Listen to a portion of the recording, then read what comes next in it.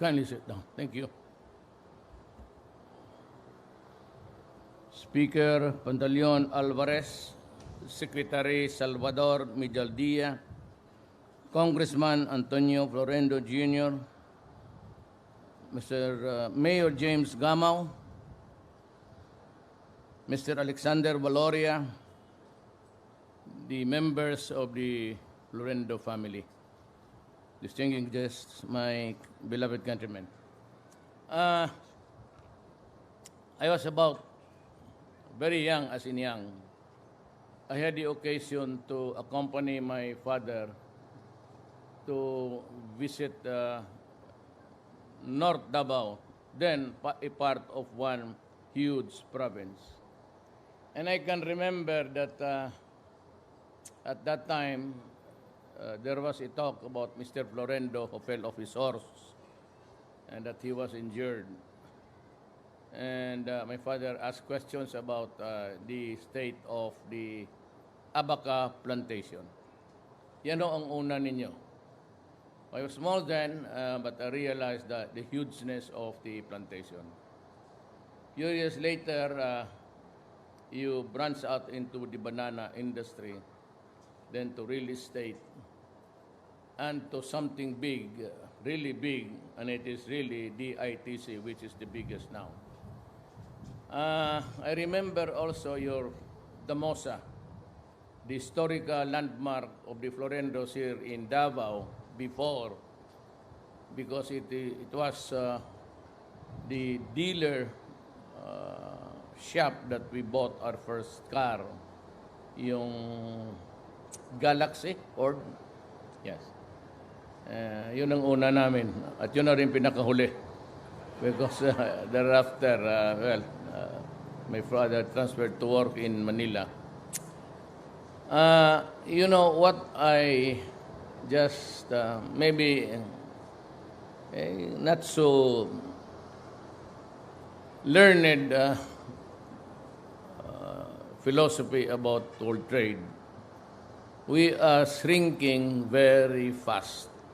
What used to be 1 month to cross the Pacific, something like just about a matter of 2 weeks. And the boats are fast, and the aircrafts have become high-tech, and we are actually near to each other, even in a matter of state nations.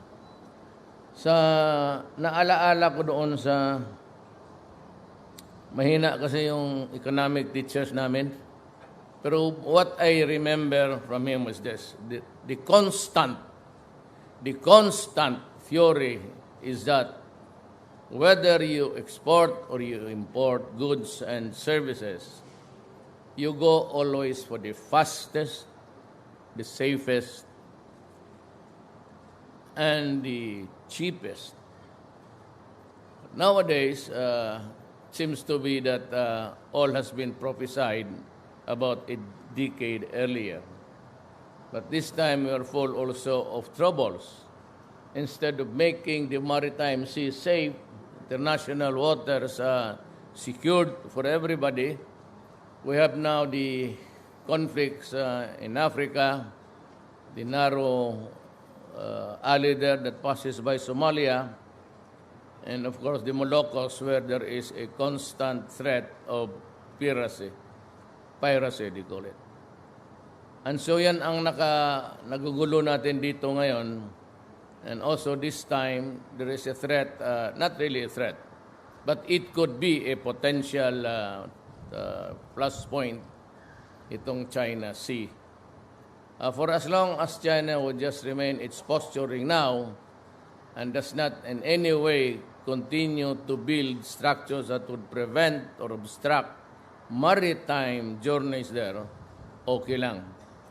Ang problema nito, if it continues to build up, as we have just read the intelligence report last night, and there seems to be new barges coming in, and they suspect that it's going to be another construction somewhere.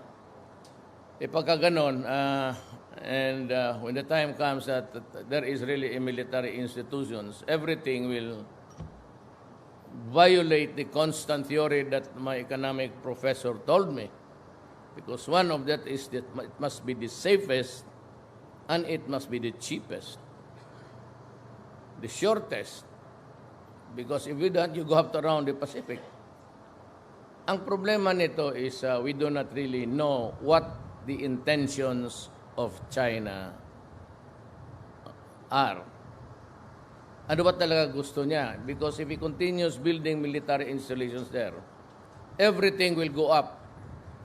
Then trade in this part of that alley there, that corridor, would go up. And insurance would go up for the ship and the goods that they transport. Because then it would be a source of conflict, and thereby the threat is always there. And so the actuarians now would say that it is not as safe as it used to be 5 or 10 years ago. And so we have every reason to increase the insurance. Pag kaya na ang pumasok, then I'm afraid that my professor was correct. That it could not be the cheapest, the fastest, and the shortest route.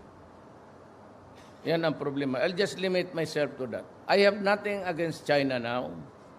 I do not intend to raise the issue before the ASEAN because if I do, there's going to be a convoluted thing there. Kanya-kanya na. When as a matter of fact, it is just an issue between the Philippines and China. I will not because I do not want any clutters there. But for sure, and you can be very sure of this, that when we face bilateral, kung magkaharap na kami sa mga counterpart ko from Beijing or somewhere, I said there will be a time when I will say that this is the arbitral ruling. And if you want to talk to me, this will be my platform, and we do not go out of the four corners of this document. Whether you like it or not, I proceed, and my predicate for my willingness to talk to you would be the arbitration judgment in our favor. It has nothing to do with being afraid. We do not have to be afraid of anybody. We can maybe fight, maybe can lose a battle, but if it's a war, well, I don't know how many nations will get into it. We are all for peace. I do not want to ignite anything there. I've been holding my tongue, and as my nature, probably you know by now, I'm the guy that would just blurt out anything that enters my mind. But, that is not an idiosyncrasy that would be personal to me. I carry on my shoulders the burden of this country. I am the president. I take care solely of the foreign affairs of this country, and I should be wary of my behavior and gesture, and even in the official and personal capacity. Yan lang ho ang makita ko dito na everything is all right. You see ships beyond the boundaries of our international waters. But sometimes there are things that would just crop up. It has never been raised before as assiduous as this. But now, if you ask them, China would just say that we will not honor it. Huwag natin banggain muna. Because there are no formal talks. But you can be very sure. Pag kami na lang eyeball to eyeball, sabihin ko talaga, let us not talk of anything else. Let us talk about this arbitration. But not now. Timing lang ho yan.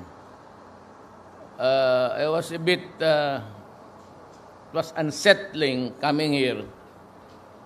Sakay ako sa chopper at nabasa ko yung report that yung Coast Guard made some little trips near them under a lot of barges and, a barge. What is the purpose of a barge? You put something there and bring it somewhere. Usually, I think they're starting to Samasinlok. And this should be another Rocos there. I don't know. We have a one-on-one. Maybe I'll just bring it. Pero yung eyeball to eyeball kami lang. Philippines with China. Pero kung I have to face China, Russia, and the United States, then Philippines on one side, and they can ask questions, maybe I'll just have to navigate into something like, I am not prepared to talk to the United States at this time. I am not ready to exchange barbs there with China. I don't know. I'll just proceed with the right drift that we do not want any quarrel. That we do not want any at all at this time. Except that we want to trade, commerce, with everybody. We have plenty to sell, plenty to ship. I hope that it would not be the time where we have to make crucial decisions in our national life. Isip ko nga nandito man si Ambassador Lagdameo. Ano kaya sir, sa China ka lang muna? Medyo mukhang tigasin itong mga natin. But my thing there is I would just love a soft landing. Soft landing lang ako. But sana hindi mangyari. But ang problema nito, everybody is interested. Like Vietnam, then you have Malaysia, then you have Indonesia. Ang problema nito, wala akong correct reading sa kanila. And even sa Malaysia, because they also have the same problem, which is really personified by the Philippines, kaysa tayo yung nauna, tayo yung nag-file. And I would say that it will be the credit of President Aquino. Credit is given where it is due. Ang problema, it is accompanied now by so many maraming problema. Ang naka-attach doon is something which is big. And, so they say that they would not honor it. But we cannot be, we can only take so much. We can only take so much. But you cannot be slapped every day with that kind of words. Kung sabihin mo na parang naghamon ka na, anybody told and sundry, I'm not willing to agree on anything because that is ours. Sabihin ng kabila, which is also our position. And the international court supporting us clearly in plain language, atin talaga. But since we are a small country, we cannot match the arms and armaments and the weaponry of China. So at this time, take out war as an option. If there is no war, there is only one thing that we can do. China says it is not good to go to war because of many reasons. But ours, frankly, going to the brass tacks, going to the minimum, yan? Hindi talaga natin kaya. It's going to be a massacre. So, hold muna tayo. Let us find out how we go about, I said, navigating the stormy waters there. But I'm sure, as your president, hindi ko kayo ipapasubo. Pero hindi ko kayo ipapahiya. There will be a time when I have to make a stand. And have to make it clear to China that, every time you talk about sole ownership or even entitlements there, is something which is totally unacceptable to us. So yun lang ang masasabi ko for the time. Just ignore the politics in the national level. Political lang talaga yan. It's all politics. The problem is, sabihin na, ang problema kasi nitong mga tao natin, mga opisyal, puro politika. But you must remember that in a democracy, the leaders are elected by the people. And therefore, you cannot take away entirely, even after elections, what you should be doing for the next few months. Because after 3 years, count it by 12, there's gonna be a election again. Ang mabuti na lang sa akin because I sit there for 6 years and I can plan. As I have said, kayong gustong tumulong, ano ba? Tumulong, rather. May Tagalog is very bad. Those of you who really want to help this country, your country, now is the time to do it. Ngayon na sa panahon ko. I assure you, it will be a clean government, as I have repeatedly stressed. There will be no graft and corruption. And I stake my name, life, and the presidency itself. Ngayon na, take advantage of that. And for as long as you inform me, there will be no problem at all. I am available to everybody, not only to the cabinet officials. You have so many friends that are connected to me. Tony Boy, si sino? Si Speaker. Puro taga Davao ang humahawak ng... Are you not surprised that lahat ng humahawak ng gobyerno ngayon taga Davao? It is really the time of the Davaoenos. You know, before they were saying that pangit kung to divide Davao. But there was already ripe talks that dapat ang Davao i-divide na to spur development. But since it was my father who was the governor of the undivided Davao, parang I sense na ayaw niya na gusto niya. Kasi, when you start to divide a kingdom, it always affects the king. So, nakita ko na yung wisdom ngayon. It was good that Davao was really divided. Well, it started to be a gerrymandering. Like giving territories to your political lieutenants. But then as time passed, kanya-kanya na ang competition. So you have Davao. If you want to call it Davao del Norte, Davao lang.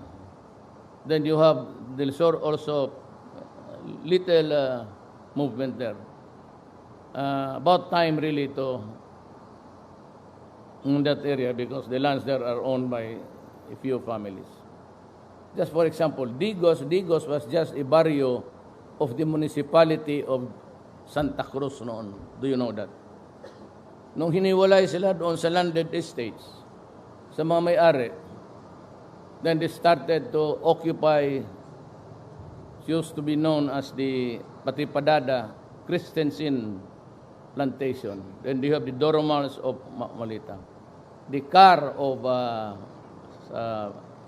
Santa Maria.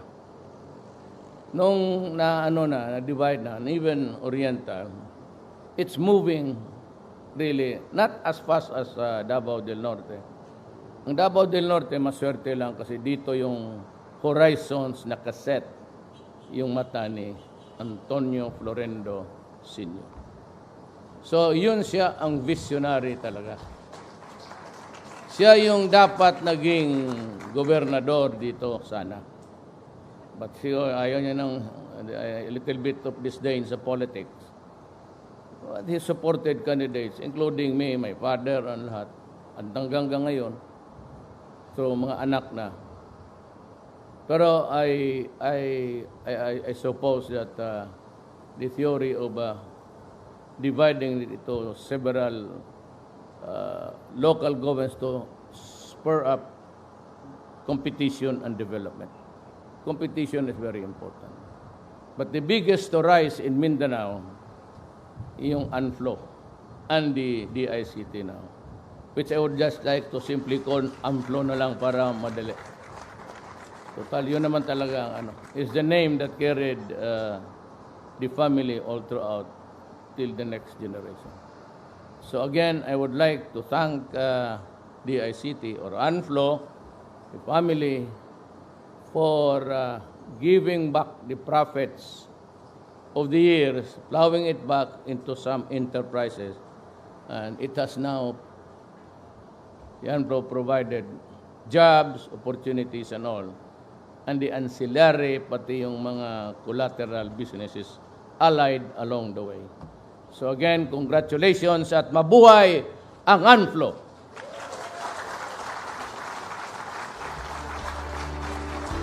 Thank you very much, President Rodrigo Roa Duterte. And with that, we'd like to request the President to please stay with us here in front. And I would like to ask Congressman Tony Boy Florendo to join the President as well in front. I would also like to request the members of the Florendo family to join us.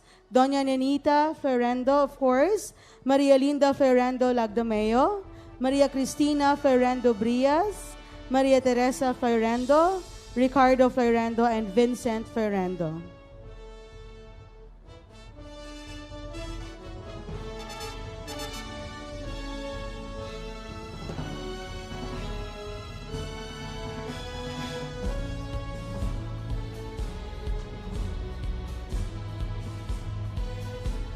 There is definitely so much reason to celebrate this milestone that we have today. And to lead us all to a grand toast, please welcome the President of the Anflocor Group of Companies, Mr. Anthony Alexander Valoria.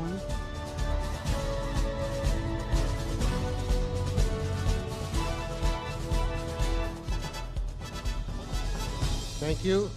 Please, everyone, please get your glasses ready for a toast. Does everyone have a glass? Distribute mo na, please.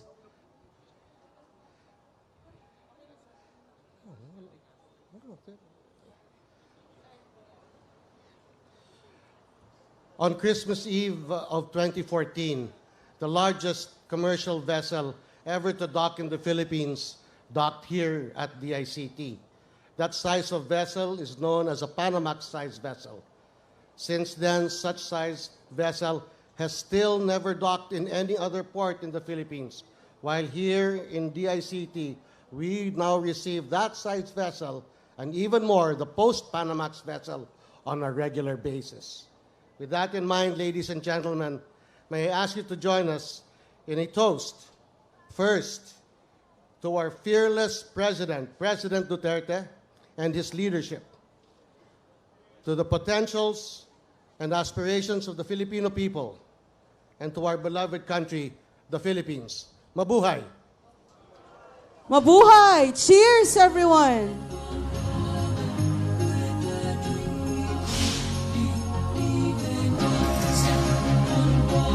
Let us all give the ICT, and the Ferrando family a very big round of applause, everyone.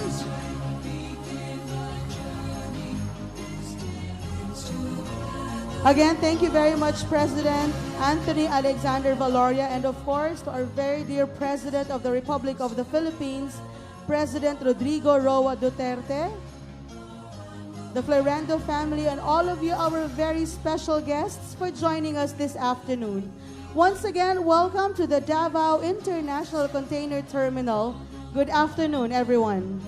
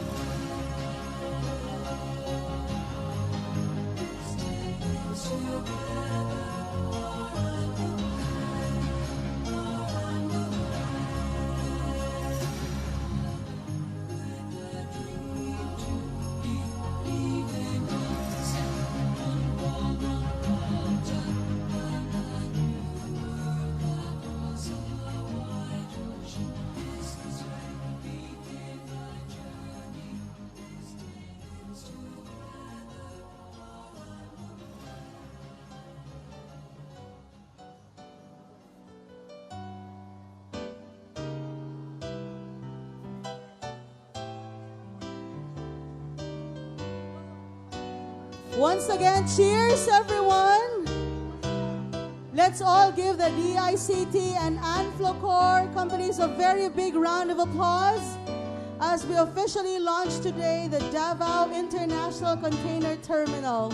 Again, thank you very much, President Rodrigo Roa Duterte, the Ferrando family, and all of you for joining us this afternoon. Please enjoy the cocktails and the drinks, everyone. Let's all continue to have fun and celebrate. And once again, welcome to the Davao International Container Terminal.